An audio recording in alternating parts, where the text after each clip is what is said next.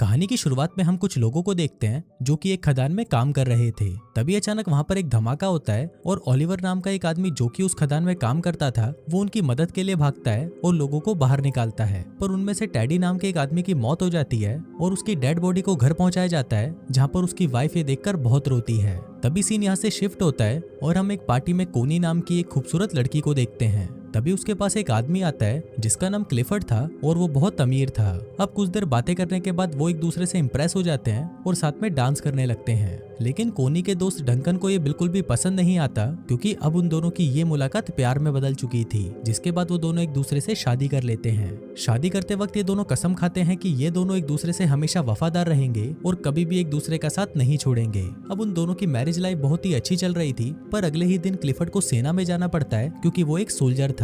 लेकिन जंग के दौरान क्लिफर्ड घायल हो जाता है और उसे वापस घर भेज दिया जाता है। हम देखते हैं कि आज क्लिफर्ड घर आ रहा था और सभी बहुत ज्यादा खुश थे और उसका वेलकम करने के लिए घर के बाहर खड़े हुए थे। क्लिफर्ड को देखकर कोनी बहुत ज्यादा खुश होती है, पर तभी हम देखते हैं कि उस जंग में घायल होने के बाद क्लिफर्ड के पेट के नीचे का हिस्सा पूरा पैरालाइज हो चुका था। अब क्लिफर्ड अपनी हालत से लाचार था और वो सबको थैंक यू बोलकर अंदर आ जाता है। वहीं कोनी क्लिफर्ड को देखकर खुश तो थी, पर वो अंदर ही अंदर बहुत ही ज्यादा दुखी थी। उनकी खुशियों से भरी जिंदगी में कभी ऐसा मोड़ भी आएगा ये उसने कभी सोचा नहीं था। इसी बात से दुखी होकर क्लिफर्ड खुद को मारने की कोशिश भी करता है, पर कोनी उसे रोक लेती है। वो उसे विश्वास दिलाती है कि वो हमेशा उसके साथ रहेगी। अब इसके दूसरी तरफ हम ओलिवर को देखते हैं जो कि अपनी मंगेतर को लेटर लिख रहा होता है कि इस बार वो किसी खदान में काम नहीं कर रहा, बल्कि इस बार वो जंग में है। फिर कुछ दिनों बाद जब ओलिवर छुट्टी लेकर घर पर आता है तो वहाँ पर वो अपनी मंगेतर को किसी दूसरे आदमी के साथ देख लेता है और उससे बिना मिले ही वहाँ से चला जाता है। फिर कुछ दिनों बाद ओलिवर काम मांगने के लिए क्लिफर्ड के पास जाता है। इसके बाद जब क्लिफर्ड उससे बात कर रहा था तब उसे पता चलता है कि ओलिवर भी उसी जंग में उसके अंडर काम कर रहा था। क्लिफर्ड इससे काफी इम्प्रेस हो जाता है और ओलिवर को उसके पक्षियों का ख्याल रखने का काम दे देता है। अपाहिज होने की वजह से क्लिफर्ड अपने लिए एक गाड़ी खरीदता है और जब वो उसमें बैठकर घूमता है तो उसे लगता है कि मानो उसके पैर वापस आ गए हों। फिर एक दिन वो कोनी के साथ ओलिवर के पास जाता है जो कि जंगल में बने एक कॉटेज में रहता था और पक्षियों की देखभाल करता था। वहाँ पर पहली बार कोनी ओलिवर को देखती है, जिसे देखते ही वो उससे प्यार कर बैठती है। फिर वहाँ से वापस आते वक्त कोनी ओलिवर को इशारा देती है, पर ओलिवर उसे समझ नहीं पाता। अगले दिन एक मेड कोनी के पास आती है और उसे कहती है कि ओलिवर अपने कॉटेज की चाबी मांग रहा है, तो कोनी खुद उसे वो चाबी देने उसके पास चली जाती है। फिर जब वो ओलिवर के पास पहुंचती है तो ओलिवर उसे ठीक से बात नहीं करता और उसे कहता है कि आपको ये तकलीफ उठाने की कोई जरूरत नहीं है। कोनी को भी ओलिवर के इस बिहेवियर पर गुस्सा आ जाता है और वो गुस्से में वहाँ से चली जाती है। अगले दिन ओलिवर कोनी को एक लेटर लिखता है जिसमें वो अपने बर्ताव के लिए उससे माफी मांगता है। इसके बाद कोनी फिर से उससे मिलने उसके कॉटेज में जाती है जहाँ पर ओलिवर अपनी शर्ट उतारकर काम कर रहा था। फिर जब कोनी उसके बदन को देखती है तो उसके भी तन बदन में आग लग जाती है। ये देखकर कोनी खुद को कंट्रोल नहीं कर पाती और ओलिवर के पास जाने लगती है, पर तभी ओलिवर भी उसे देख लेता है और अपनी शर्ट वापस पहन लेता है क्योंकि वो कोनी की इज्जत करता था। कोनी को ये जगह बहुत पसंद थी, इसलिए वो ओलिवर को कहती है कि मैं हर रोज यहाँ पर पेंटिंग करने आऊंगी। पर ओलिवर उसे कहता है कि मैं ये जगह आपके लिए साफ कर दूंगा और मैं किसी दूसरी जगह चला जाऊंगा। कोनी उसे कहती है कि तुम्हें कहीं भी जाने की जरूरत नहीं है और तुम मुझसे इतना भाग क्यों रहे हो। यहाँ पर कोनी ओलिवर से गुस्सा हो जाती है और वहाँ से जाने लगती है।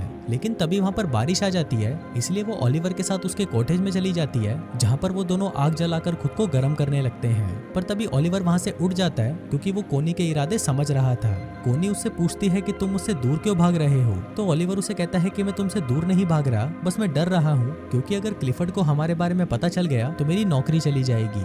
अब ओलिवर ने कोनी को इग्नोर कर दिया था, इसलिए वो वहाँ से उठकर घर चली जाती है। फिर एक दिन कोनी क्लिफर्ड से कहती है कि मुझे बहुत ही अफसोस है कि हमारा कोई बच्चा नहीं है। इस पर क्लिफर्ड उसे कहता है कि मैं तो बहुत कोशिश कर रहा हूँ और अपने शरीर को ठीक करने के लिए वो उसके ऊपर करंट के झटके देता है। क्लिफर्ड दर्द से बहुत चिल्ला रहा था और फिर जब आखिरी में कोनी से उसका दर्द देखा नहीं जाता तो वो क्लिफर्ड को रोक देती है। अब क्लिफर्ड इस काम में नाकाम रहता है, इसलिए वो रोने लगता है। अब इसके अगले दिन कोनी जंगल में जाती है, पर तभी उसे ओलिवर के काम करने की आवाज सुनाई देती है तो वो तुरंत उसके पास चली जाती है। जहाँ पहुंचकर वो छोटे चूजों को देखती है और उन्हें देखकर रोने लगती है। उन बच्चों को देखकर उसे अपने बच्चों की याद आती है जो कि शायद वो कभी पैदा नहीं कर पाएगी। अब कोनी को रोता देखकर ओलिवर उसके पास आता है और उसे गले लगा लेता है। अब ओलिवर भी कोनी को पसंद करने लगा था, इसलिए वो उसे अपने साथ अपने कॉटेज में ले जाता है जहाँ पर वो दोनों इंटीमेट होते हैं। कोनी पूरे दिन ओलिवर के साथ ही रहती है और फिर जब शाम होने को आती है तो ओलिवर उसे घर छोड़ने उसके साथ जाता है। जाने से पहले कोनी ओलिवर से पूछती है कि तुमने जो भी किया क्या तुम्हें उसका कोई पछतावा है, जिस पर ओलिवर कहता है कि नहीं, मैं तुमसे प्यार करने लगा हूँ और अब तुम सिर्फ मेरी हो। उसी रात बहुत तेज तूफान आता है और बादल गरजने लगते हैं। ओलिवर को कोनी की बहुत याद आ रही थी, इसलिए वो बहुत ज्यादा दारू पी लेता है। वहाँ पर कोनी की भी नींद उड़ चुकी थी और वो भी ओलिवर की यादों में सो नहीं पाती।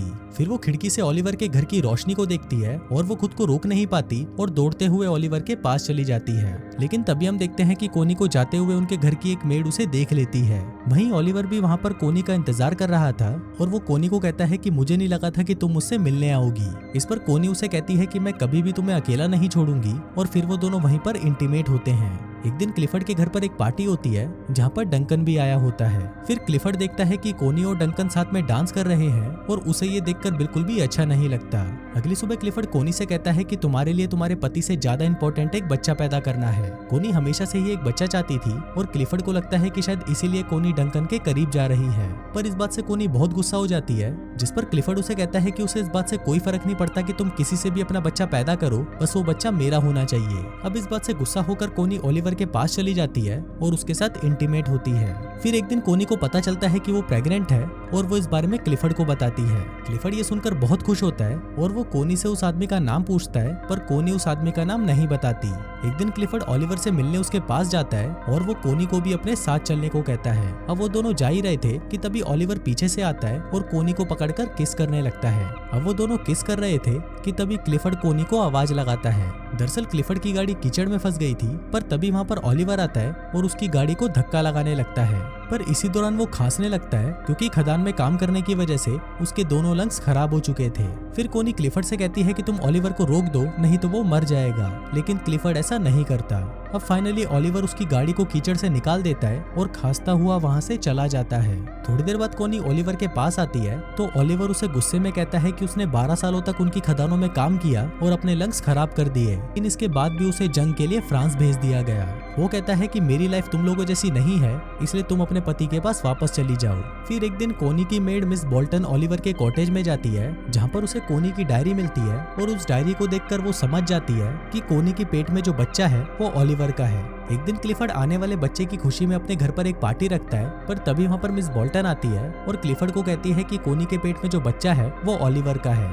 फिर जब कोनी क्लिफर्ड से मिलती है तो क्लिफर्ड उससे बहुत नाराज हो जाता है। इसके बाद कोनी मिस बोल्टन के पास आती है और उसे पूछती है कि तुम्हें किसने बताया। मिस बोल्टन कहती है कि मुझे कुछ भी बताने की जरूरत नहीं है। अब कोनी को लगता है कि शायद मिस बोल्टन को ओलिवर ने बताया होगा, पर मिस बोल्टन उसे कहती है कि उसने मुझे कुछ नहीं बताया।